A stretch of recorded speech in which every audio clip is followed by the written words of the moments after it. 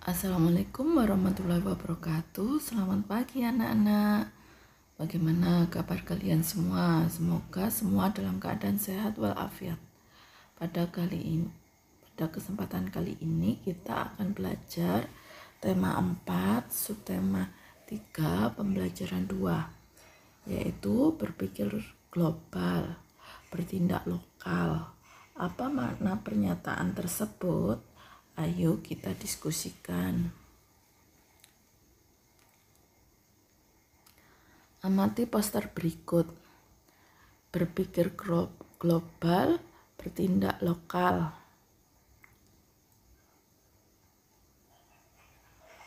Diskusikan dalam kelompok tentang pesan yang disampaikan dalam poster berikut.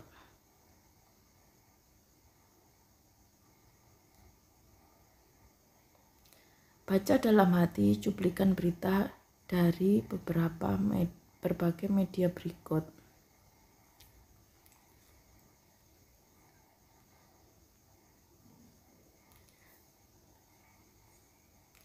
Yuk kita cintai buah dalam negeri. Indonesia terkenal dengan surga buah. Dari berbagai macam buah yang tumbuh subur di Nusantara ini. Sayangnya buah-buah lokal ini makin lama makin tergusur karena kedatangan buah impor. Impor adalah mendatangkan buah dari luar negeri ke Indonesia. Tentu saja buah yang didatangkan dari luar negeri itu bisa menjadi murah di sini karena buah tersebut didatangkan dalam jumlah besar. Ini dapat membuat buah lokal kalah dalam persaingan. Jangan lupakan pasar tradisional. Hai kawan-kawan di seluruh Indonesia, dalam artikel ini kita akan membahas seputar pasar tradisional. Kita tidak boleh melupakan pasar tradisional dalam maraknya era globalisasi. Seperti contoh, kita pasti lebih senang berbelanja ke supermarket atau mall karena suasananya tidak pengap dan lebih nyaman untuk berbelanja dibandingkan dengan berbelanja di pasar tradisional. Apakah kalian lupa Indonesia di zaman dahulu terkenal dengan pemasaran sumber daya alamnya? Dulu hanya ada pasar tradisional yang telah memperjualbelikan berbagai barang, sehingga pasar tradisional merupakan warisan budaya leluhur kita terdahulu. Mungkin pasar tradisional sudah ada sebelum masa penjajahan Indonesia. Banyak kapal-kapal asing berlayar ke Indonesia karena ingin membeli rempah-rempah yang terjual pasar-pasar tradisional. Pasar tradisional tidak akan berubah ciri khasnya secara total. Pasar tradisional tak boleh dilupakan. Mari kita gunakan produk dalam negeri. Menteri ESDM mengkampanyekan gerakan cinta 100% Indonesia. Secara serempak seluruh yang hadir dalam acara tersebut memakai batik dan sepatu produksi dalam negeri.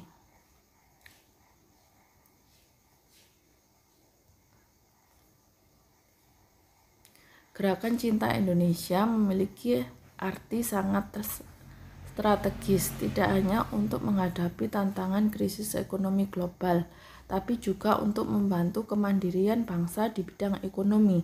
Gerakan ini bukan hanya untuk kampanye biasa, tapi menjadi gerakan bersama, tidak bersifat statis dan bukan kebijakan proteksionis, karena tidak termasuk kebijakan tarif. Potensi pasar dalam negeri sangat besar. Dengan jumlah penduduk 230 juta dan hampir 50% terdiri dari penduduk berusia di bawah 29 tahun, harus dimanfaatkan secara optimal melalui gerakan ini. Semua pihak diharapkan untuk lebih memprioritaskan penggunaan produk dalam negeri, sehingga kemandirian bangsa dapat terbangun.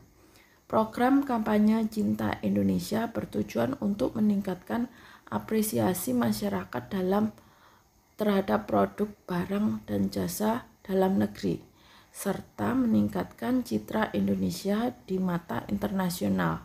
Diharapkan dengan dicanangkannya gerakan ini, pasar produk dalam negeri bisa ditingkatkan lebih sehingga tekanan terhadap sektor industri bisa dikurangi dan gejala pengurangan tenaga kerja dapat dihindari.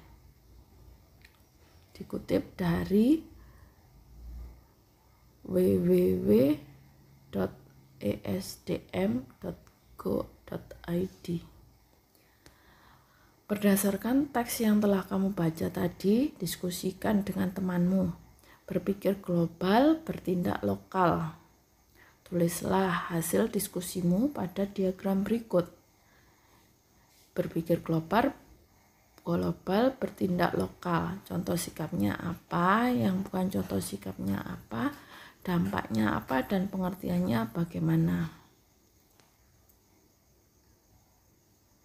Kemudian, ayo berkreasi. Setelah kamu yakin dengan gagasan brosur yang kamu buat pada pertemuan sebelumnya, sekarang mulailah merancang brosur. Perhatikan kriteria brosur yang baik. 1. Slogan jelas dan mudah dimengerti. 2. Bahasa baik dan menarik dengan ukuran huruf yang sesuai. 3. Ilustrasi menarik dan mudah diingat. 4. Tata letak gambar dan tulisan baik.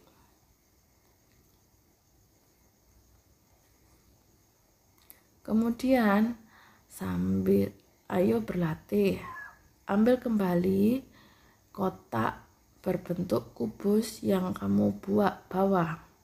Gambarlah kemudian jaring-jaring pada kertas berpetak berikut. Jadi kalian buat jaring-jaring kubus pada kotak-kotak berikut. Kerjakan pada buku tugas matematika kalian.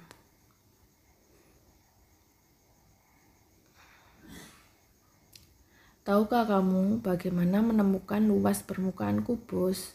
Tulislah panjang rusuk untuk setiap kemungkinan jaring-jaring kubus berikut. Hitunglah luas permukaannya. Di sini ada contoh 1, 2, 3, 4 merupakan jaring-jaring kubus. Kemungkinan jaring-jaring kubus 1, 2, 3, 4. Luas 1 persegi, banyak persegi, dan luas jaring-jaring. Apakah bentuk jaring-jaring yang berbeda mempengaruhi luas jaring-jaring kubus? Jawablah pertanyaan berikut pada buku tulis matematika kalian. Luas jaring-jaring adalah luas permukaan kubus.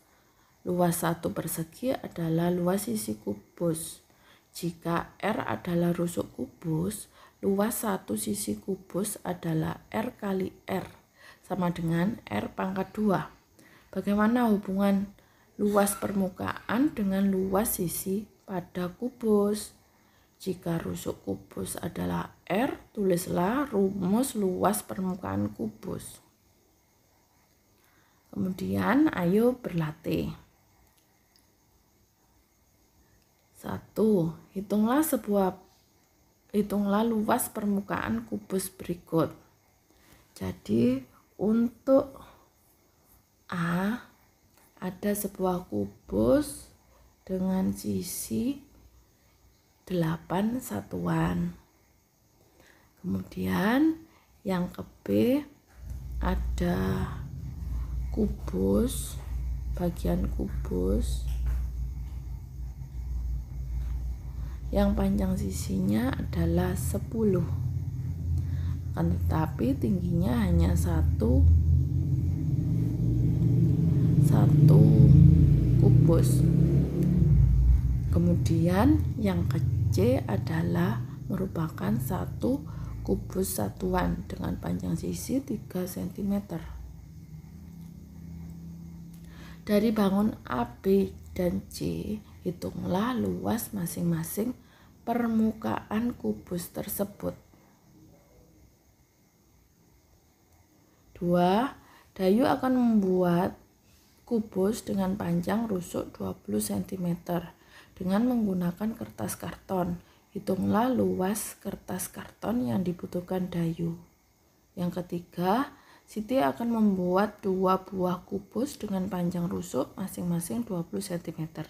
Jika Siti mempunyai kertas karton seluas 200 cm, apakah kertas karton Siti cukup? Jelaskan. Yang keempat, Dayu mempunyai kertas karton dengan panjang 20 cm dan lebar 30 cm. Dayu akan membuat kubus dengan panjang 6 cm. Berapa banyak kubus yang dapat dibuat oleh Dayu? Demikian pembelajaran kali ini. Semoga anak-anak dapat memahami. Ibu akhiri, wassalamualaikum warahmatullahi wabarakatuh.